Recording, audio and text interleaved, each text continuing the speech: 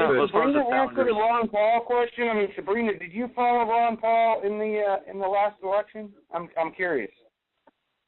Not very much.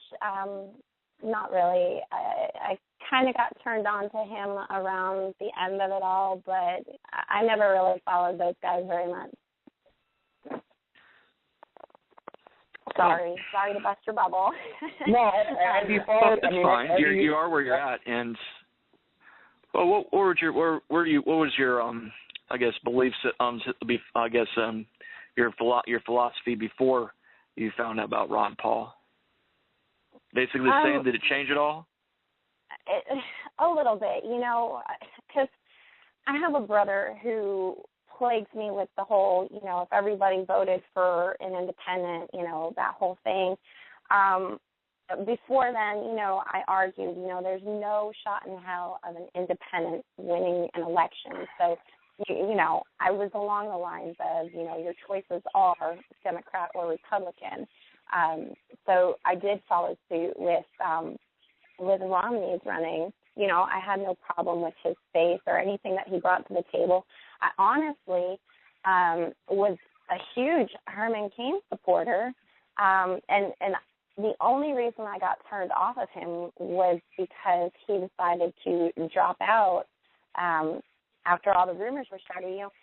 I really hate when these elections come up and people start throwing around, oh, so-and-so has this skeleton in the closet.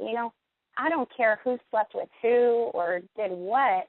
If what they bring to the table is true and holds to the Constitution, that's what I'm more concerned about. So what if they're a wolf in sheep's clothing and they're not wanting the Constitution and they work for the Federal Reserve? I mean, Herman Cain, for example, was, and as far as I'm concerned, still is part of the New World Order. He worked high up in the Federal Reserve. That's not absolutely. Our friend. Okay? No. And with Mitt Romney, can we say Romney care and Obama care side by side? Okay? Yeah, there wasn't a dime's worth of difference between the two of them. Yeah, not much. And with inflation, it's probably about a nickel. There's not even a nickel's worth now. Yeah. I look in-depth part of what a person really is deep down inside and what he's done in his life, because that reflects on what he's going to do in the future. Okay? And yes, people can repent, but 99.99% of the time, you get one of these New World Order people, they ain't repenting, kiddo. Okay? They're hell-bent on undermining everything we have here. Look at NAFTA, CAFTA, and now we have Trans-Pacific Partnership. Get out of town. This isn't any good. And so I look past all the smoke and mirrors. I say, forget all that superficial stuff, okay? Look at really what's going on, and what can we do to stop it? And can we get in on the federal level? Maybe in time, not right away, because it's rigged. They appoint presidents. You don't elect a president. It's appointments, because it's a corporation. And the reason why they get away with it and nothing happens is because it is a corporation. Blah blah is basically an appointed CEO of a corporation, okay? Right. And that's why he's not been impeached, because he hasn't violated the Constitution, because he's not obeying and he doesn't have to uphold the Constitution. Does that sound crazy? But check it out. Because of Washington, D.C. being a corporation, they're not liable to the Constitution. They're outside of that, and they operate under administrative law. This is fact that you can check out. They're not going to teach you. They won't buy the Constitution, because constitutions don't really limit power. It's not the same, and that's the reason why I'm not a constitutionalist. Well, I am a constitutionalist. Wait a minute. I'm not into administrative law. I think that. Well, I'm not either. I'm a voluntarist, sir, and I don't think. Well, I think the whole that you have no rights. What do you base your rights? Well, yes, we have rights. Yes, we have rights. You don't have. You said they were given from God. Okay. Yeah. But without the Constitution, how do you stop people from being mob rule? Mob rule? Well, society would not actually. Well, of course, when I say with this, I do not want to understand what I say by when I say I'm not a constitutionalist. I don't want the Constitution. I don't want any government whatsoever. I don't want to give anyone a monopoly of force. I know the anarchist argument on this, and I have yet had one anarchist tell me, how do you stop from having mob rule? Well, you defend yourself either by arming yourself, or you have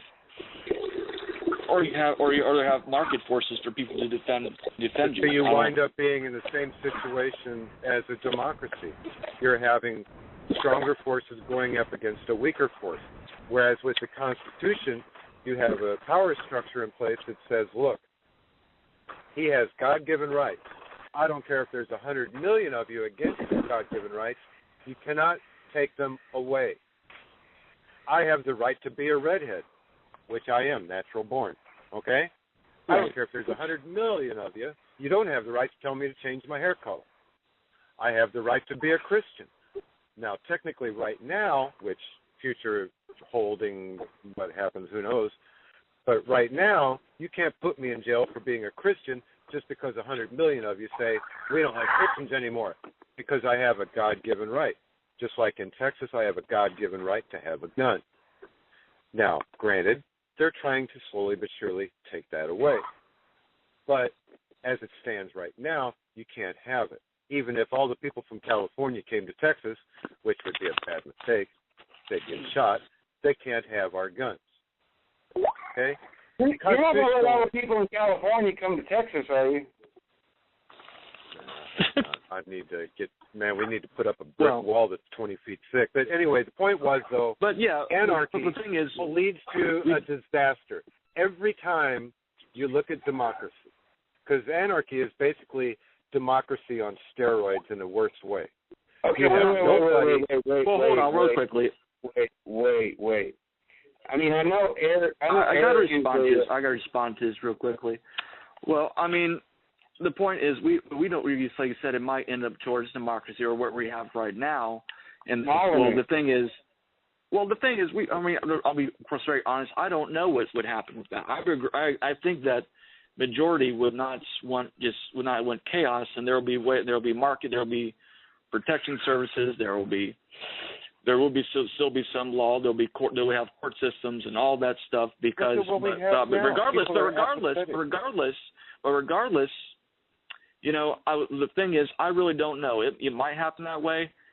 The one thing is, I can't really give you an actual roadmap of what would happen. That's what I'm saying. Either people's rights will be protected or they won't. I mean, they really haven't worked with the experiment the founding fathers had set up right now. Study history and look at human nature, man. And you have what you. Yes, Jason. Listen, I'm not a big student of anarchy, but I do listen to stuff on Molyneux, and Curtis will be calling in later to the show because he's part of the team. But stuff on Molyneux he covers it in Everyday Anarchy, and he says, listen, when you're at home deciding how many kids you want to have and what you're going to make for dinner and where you're going to go on the weekend, you practice anarchy every day. And you do it just fine without any problem. That's not anarchy. That's freedom of choice, and you're doing it because you have a constitution, because you have a right to do it. Anarchy. That's not anarchy. Anarchy, yes, it is. And look up anarchy in the dictionary. Anarchy is without. Okay, let him finish. Larry. Let him finish. Eric knows.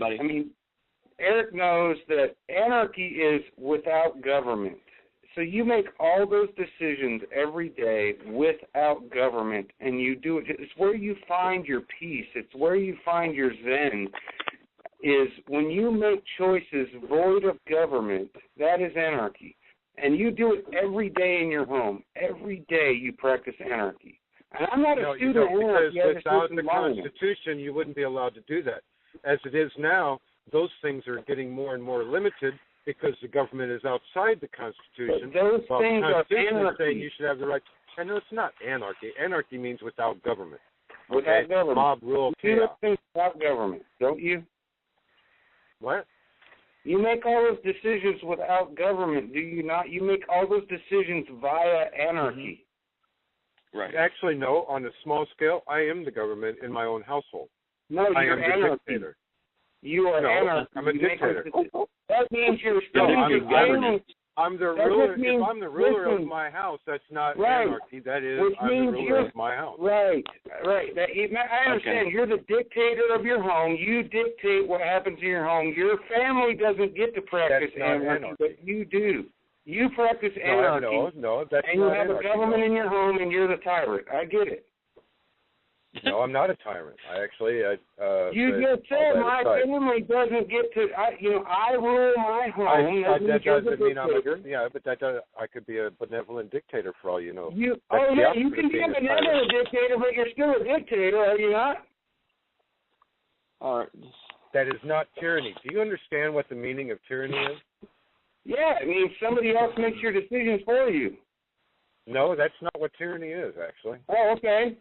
But dude, look, we're like mincing words here over ridiculous. No, not Eric.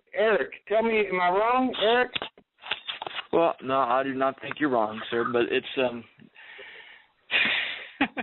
I go by there what there can still not what you make up stuff. All right.